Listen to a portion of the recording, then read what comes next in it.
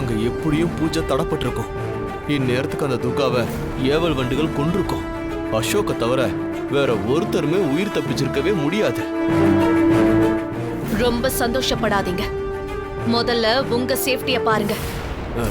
ஏன் ஏன் ஏன் ஏன் எதுக்கு அப்படி சொல்ற? அந்த கருவண்டுங்க ஜன்னல் வழியா இங்க வந்துட்டா என்ன பண்ணுவீங்க? முதல்ல ஜன்னல் கதவெல்லாம் போய் சாத்துங்க. அந்த கருவண்டுங்க இங்க வந்துச்சுன்னா நீங்களும் உயிர் தப்பிக்க முடியாது. ஜாக்கிரதை. என்ன மாயா நீ?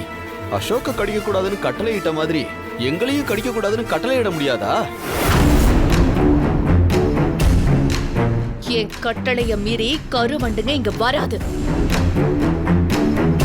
ஒருவேளை பூஜை நடக்கிற இடத்துல அங்க யாராச்சும் இருந்து அந்த கருவண்டுங்களுக்கு பயந்து இங்க ஓடி வந்துட்டாங்கன்னா அவங்கள துரத்துக்கிட்டு அந்த கருவண்டை இங்க வரலாம் இல்லையா?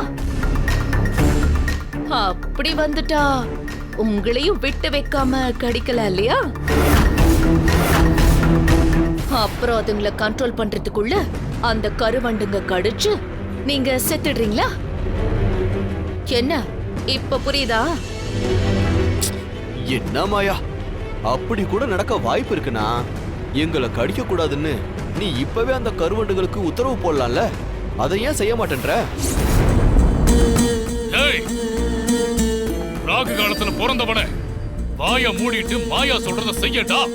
ஏன்டா கூட கூட பேசிட்டு இருக்க? ஓ, ஜன்னல் எல்லாம் சாத்து. சரிப்பா.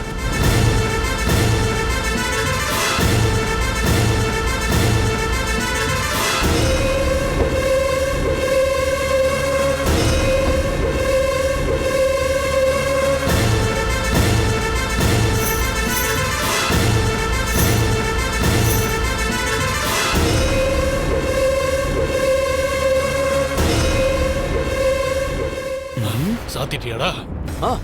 எல்லா ஜன்னலையும் சாத்திட்டப்பா. சாத்திட்டேன். எல்லா ஜன்னலையும் சாத்தியாச்சு.